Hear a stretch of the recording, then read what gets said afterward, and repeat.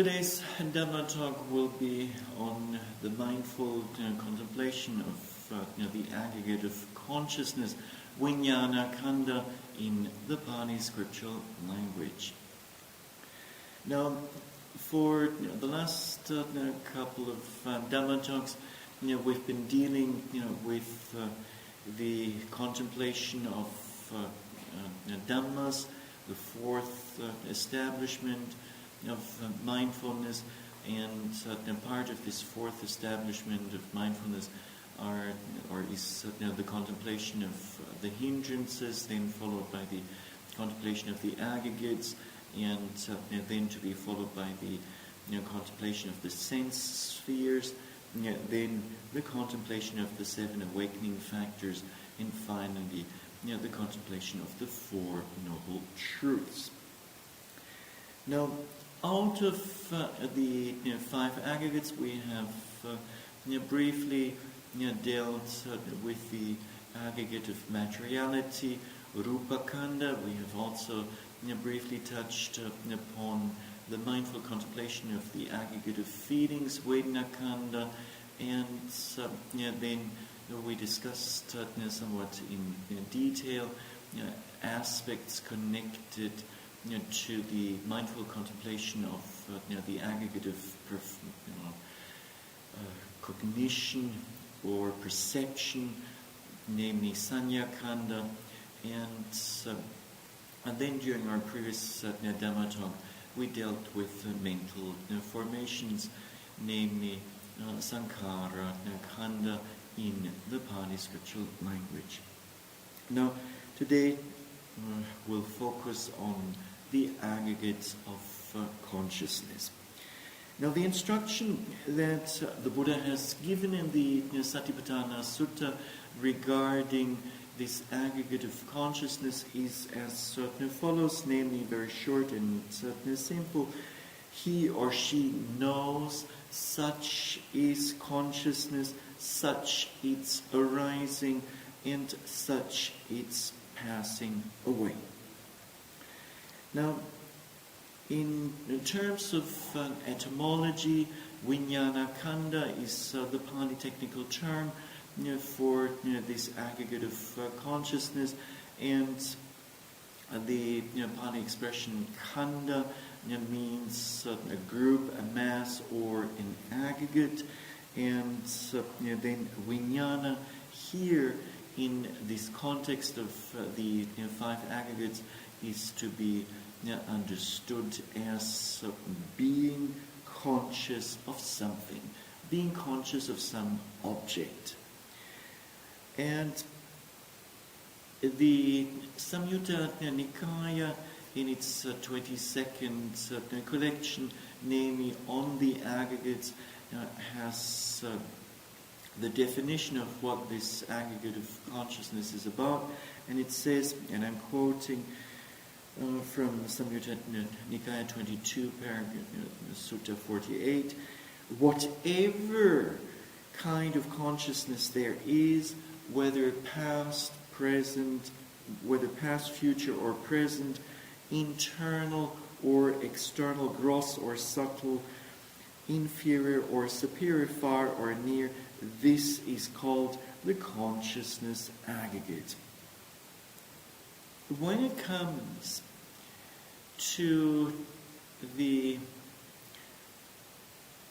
contemplation of the aggregates, then what is under normal circumstances referred to as a being is analyzed into its certain constituent parts, such as the aggregate of materiality, of feelings, perceptions, and mental formations, and consciousness. And so what is considered as, or what is taken to be one solid being turns out to consist of different parts, and consciousness is one of them. And when it comes to these five aggregates, then we have to make a big, or we have to see these 5 aggregates in contradistinction to something else, namely Nibbana. And so what we have is, on the one hand side, the arising of this or that aggregates of formations, and then with Nibbana we have the non-arising of the aggregates. So the aggregates occur with regard to still to conditioned formations, and it follows that in Nibbana, do the 5 aggregates exist or not?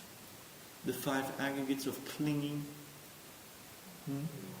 they don't exist, because the experience of Nibbana is the very opposite. It's the experience of total letting go. Letting go of the aggregate of the material formations, the aggregate of feelings, of perceptions, of mental formations, and even of consciousness. So it's a totally different experience. Similar to what we did during the previous Dhamma talk, let us, first of all, before we go into the theory connected with vijnana or consciousness, let us look at some practical aspects that are accessible to a meditator. Now, with regard to consciousness itself, we can say that it is impermanent, it is unsatisfactory, and it is lacking a self. Now, very careful contemplation of the predominant formations, and in particular of consciousness, will sooner or later lead a meditator to understand that consciousness is different from what it appears to be at first sight, namely to be permanent. And so it is not permanent, but rather impermanent. More on this in a few moments. Now, the consciousness itself, even though it is extremely refined, is still unsatisfactory, especially when we compare it to the experience of the non-arising of formations. So the experience of Nibbana. As non-meditators, we tend to be under the impression that consciousness is something permanent, and that it is at least the consciousness part that is identical with the self. Now, careful contemplation of what really exists, and in particular of consciousness, sooner or later will lead us to the conclusion that even consciousness is not the self. It should not be identified with the self. Now, up to the 5th insight knowledge, namely the knowledge of dissolution, a meditator usually will be under the impression that consciousness is permanent, and that it is somewhat permanent, cohesive, something compact. And this changes when a meditator keeps carefully observing the dissolution of formations. And so when he or she sees how predominant material formations keep dissolving, and then how feelings keep dissolving, how the perceptions are also subject to dissolution, and how mental formations are dissolving, then eventually a meditator may also see how consciousness itself is dissolving. And so at this point in the practice, something special happens, namely, the mind assumes this quality, or this, no, it's not quality, but an ability to advert in a very quick succession, first to the dissolution of some material object, and then right the next in the next moment, it will then advert to the dissolution of consciousness itself. Now, when this happens, and so full awareness is there, then this may lead to an experience of fear. But this is not an ordinary type of fear, but rather Dhamma fear, and it has to happen like this. It is part and parcel of the meditation practice. Now, when one has this profound, or when one experiences this profoundly, then one will come to the conclusion that indeed consciousness is not permanent, but rather impermanent. Now, with careful observation, one thus comes to the understanding that consciousness is not a permanent linear event, but rather consciousness is something that consists of one moment of consciousness arising and passing away, one after another. And that each moment of consciousness is conditioned by the preceding moment of consciousness. A further understanding of consciousness can be gained in a very direct manner by a meditator through the experience of fruition, through fruition practice, and having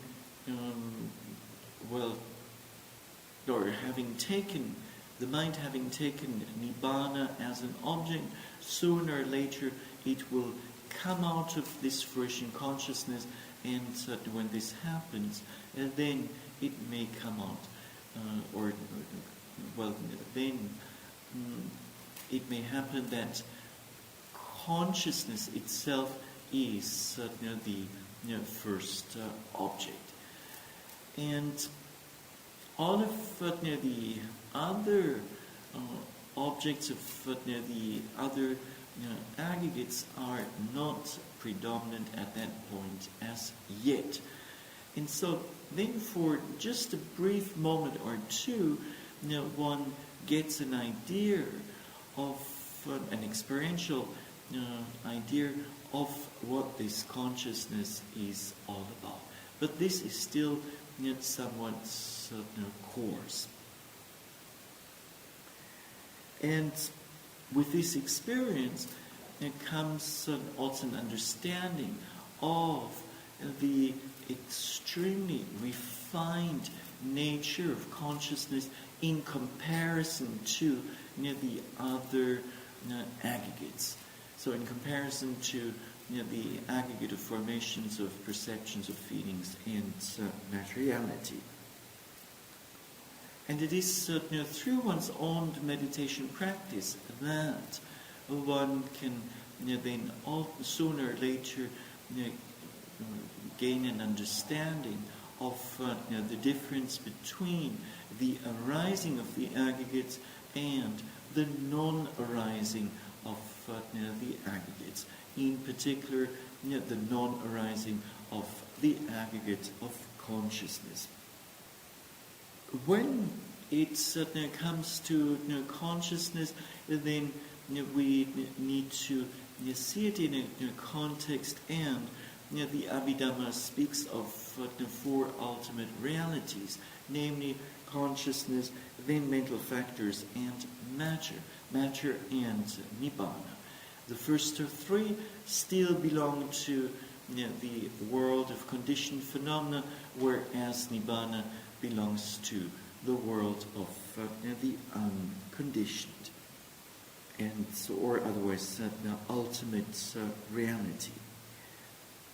Just to give you some general understanding or some general overview over consciousness, and based on the Buddha's Abhidhamma, in order to gain a really clear understanding of all these different classes of consciousness, probably one has to be a Buddha.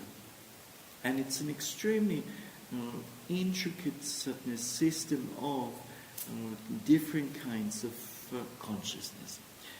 Now, the Abhidhamma distinguishes 89 kinds of or classes of consciousness, and these are then being subdivided into sense sphere material consciousness as one category, then fine material consciousness as a second category, then immaterial kinds of or types of consciousness as a third category, and finally supramundane consciousness.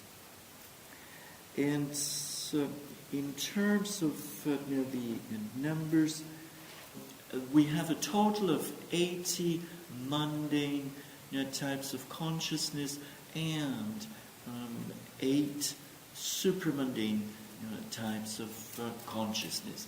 So what do you think are the 8 supramundane kinds of consciousness?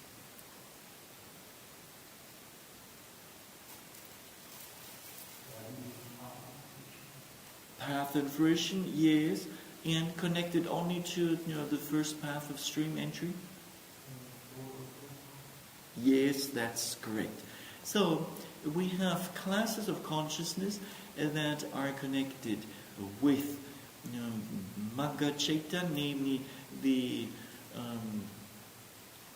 path consciousness, and then classes of, and then we have a form of consciousness that is connected with the fruition of the stream entry, and then the same thing for the path and fruition of once return, of non-return, and then of the path of holiness. Now, 4 kinds of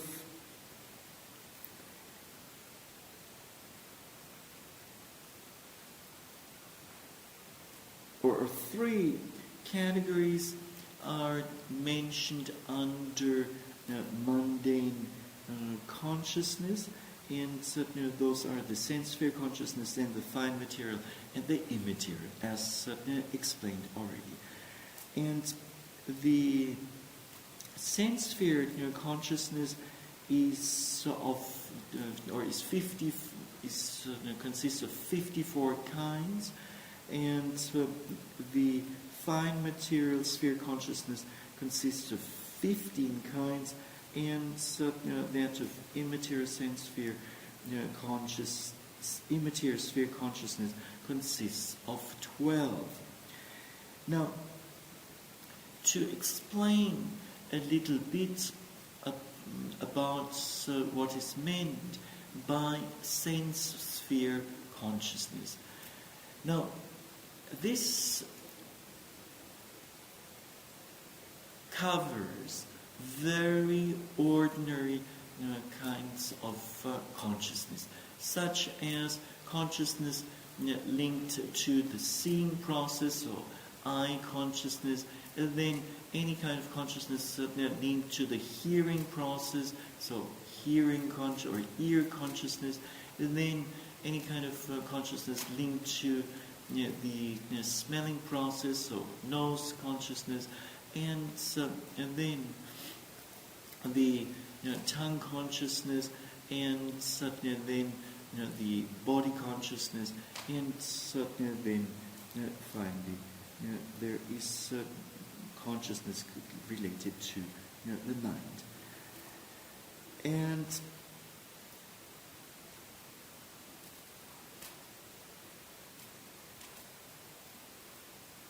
so these are in no way special kinds of consciousnesses.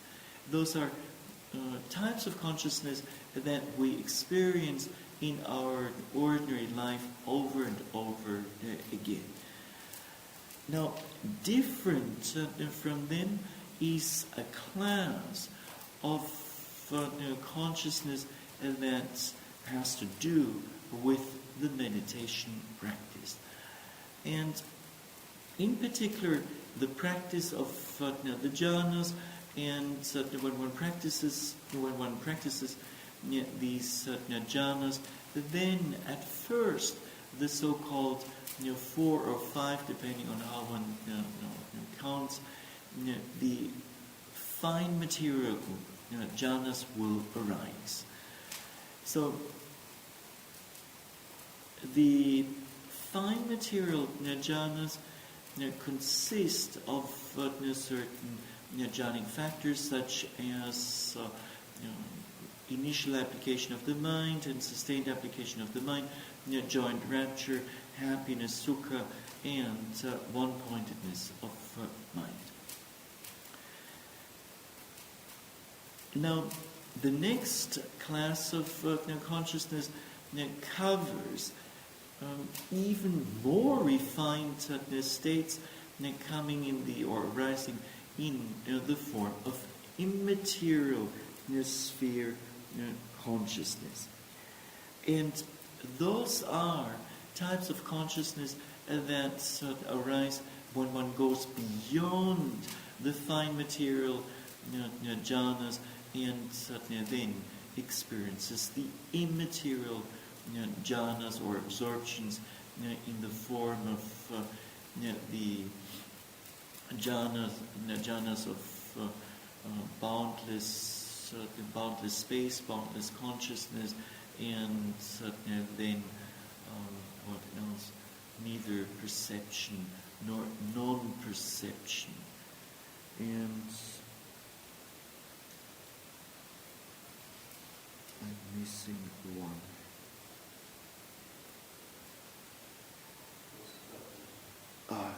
Of nothingness, yes, right.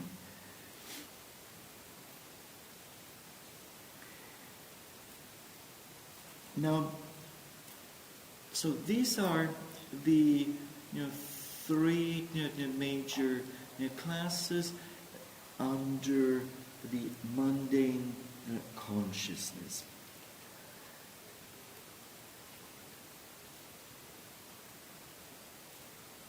Now, to take it a little bit further, namely the first category or class, that of the sense sphere consciousness, then can be further divided into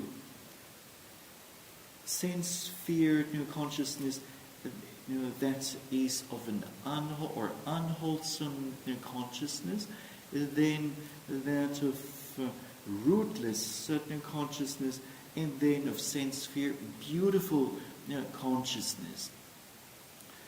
And 12 such kinds of consciousness, unwholesome consciousness, is mentioned, and 8 of them are rooted in greed, 2 in hatred, and 2 in delusion. And once a certain consciousness has arisen, be it wholesome or unwholesome, there will be a certain result. And thus we have unwholesome resultant consciousness, and then wholesome resultant consciousness, and rootless functional consciousness. When it comes to the sense sphere, beautiful types of consciousness, then a total of 24 are being mentioned. Now, just to give you an idea what these some of the unwholesome kinds of consciousness are, they're described as, number one, rooted in greed, lobha, mulana chittani, namely somanasa sahagatam detigata sampayutam asankarikam ekam, which means in English, one kind of consciousness accompanied by joy and then associated with wrong view and unprompted. Then we have one consciousness accompanied by joy and again associated with wrong view, but this time prompted. And then one kind of consciousness accompanied by joy, dissociated from wrong view and unprompted. Then another one accompanied by joy, dissociated from wrong view and prompted. And then the following are all accompanied by equanimity. And then associated with wrong view in 2 cases, and then in other 2 cases dissociated from wrong view, and then prompted and unprompted. So a total of 8. Now, what we have here is, in this classification of different kinds of consciousness, namely classification by 3 criteria. The first one, whether this certain consciousness is accompanied by joy or by equanimity. And then furthermore, whether it is accompanied by wrong view or not, and then finally prompted or not prompted. Now, to start with the last aspect, prompted and not prompted, means an unprompted is simply naturally a certain consciousness that arises without any impulse or impact from outside. So without any physical, verbal, or mental impact. Now, right view and wrong view. Right view, understanding the nature of things, and wrong view, not understanding reality. And so this somnasa sahagatam, or otherwise upika sahagatam, refers to not the mental factor of equanimity, or the mental factor of joy, piti, but rather to the feeling, namely a pleasant feeling or a neutral feeling. Okay, so these are the 8 kinds of unwholesome consciousness rooted in greed. Then in the case of those 2 rooted in hatred, there is simply one consciousness accompanied by displeasure, associated with aversion, unprompted. And the second case is one consciousness accompanied by displeasure, associated with aversion and prompted. And then in the last case, consciousness rooted in delusion, one consciousness accompanied by equanimity, associated with doubt, and the last one is one consciousness accompanied by equanimity, associated with restlessness. Among the rootless consciousness, we have things like I consciousness And as mentioned earlier on, ear consciousness, nose, tongue, and body, and tongue consciousness, then body consciousness, accompanied by pain, receiving consciousness, accompanied by equanimity, investigating consciousness, accompanied by equanimity, and those are the ones.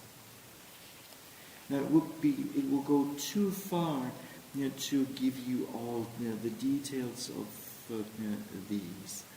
By beautiful consciousness are meant and those who are rooted in wholesome roots, such as non-greed, non-hatred, and non-delusion. And again, these are, we have 8 in a sense sphere, wholesome consciousness, and just to give you a few, one consciousness accompanied by joy, associated by knowledge and unprompted. And then another one similar but prompted. And then consciousness accompanied by joy, dissociated from knowledge and unprompted, another one prompted. And then the last 4 are accompanied by equanimity. So these are some of the different kinds of consciousness that might arise in one's meditation practice. Now, these various kinds of conscious or types of consciousness can be classified also by way of their function, and a total of 14 functions is being mentioned in the Abhidhamma. And some of these functions are, the rebirth linking consciousness, as well as the life continuum bhavanga, as well as the death consciousness jutti citta. Rebirth linking consciousness is a type of consciousness, or a function of consciousness to be more precise, that occurs at the very beginning of an existence.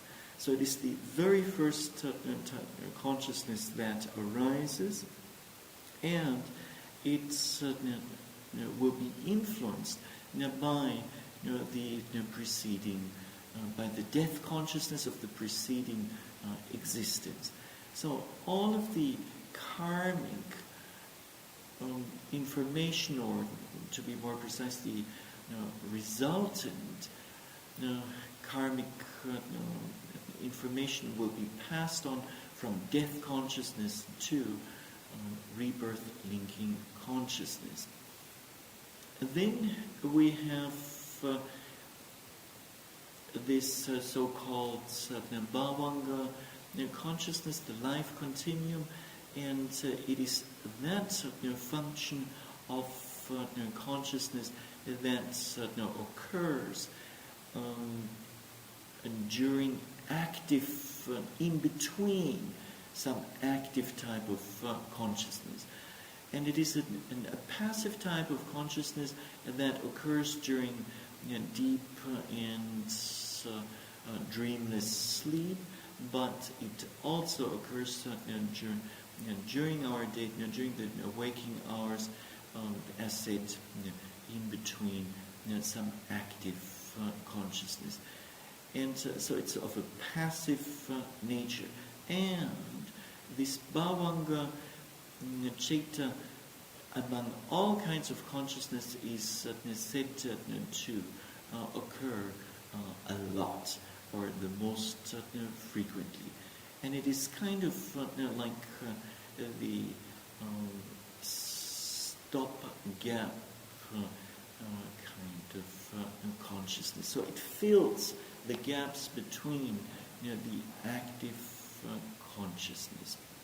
In the Abhidhamma, a term that is somewhat synonymous but not quite the same to vijnana, consciousness, is citta, namely mind or consciousness. So in the context of the five aggregates, we speak of vijnana, consciousness, and otherwise the term, like when it comes to the classification system of the Abhidhamma, which describes the mind, then the term citta is being used. And this citta, or also translated as consciousness in English, is then defined by the commentaries in three different ways, namely as the agent, as the instrument, and as an activity. And so as an activity, it simply means this process of being conscious moment by moment. And so within this, there is no self involved. So I'm quoting from page 27 of the Comprehensive Manual of Abhidhamma, compiled by Venerable Bhikkhu Bodhi and Dr. Rewata Dhamma and Sayadaw U Vivenkananda. As an activity, citta, or consciousness, is in itself nothing other than the process of being conscious of the object. So, the process of being conscious of the object one moment after another. The Pali expression for this is given as chintana matam citta. Now, the consciousness may be defined in a different way, namely as the instrument, and in this case, citta is that by means of which the accompanying mental factors are conscious of the object. Etena chinteti ti citta in Pali. And then, as an agent, citta or consciousness is that which is conscious of an object. Aramanam chinteti ti citta in the Pali scriptural language. Third, the definition as an activity is regarded to be the most adequate, and so basically its consciousness is defined as an activity or as the process of being conscious of the various objects. Now, the sole aim of this of classifying or speaking of the mind is to defute or to defeat the idea of the existence of a self. So the mind is being described in a purely functional way, and and with this there is no space left for the notion of a self or soul or an individual. Now, maybe this much for now on this mindful contemplation of the aggregate of consciousness, and let me conclude by wishing, may all of you, in line with the instructions given in the Satipatthana Sutta, know the nature of consciousness itself, and may you also know its arising, may you know its passing away. And thus understanding that consciousness is not the seat of the self or the ego, and also clearly understanding that it is not permanent in any way, nothing solid, but rather impermanent, and may you further understand its unsatisfactory nature, and thus be able to detach from consciousness and just see it as another event, mental event, and thus may this prepare the ground for the realization of the ultimate reality of Nibbana. And this is it for now.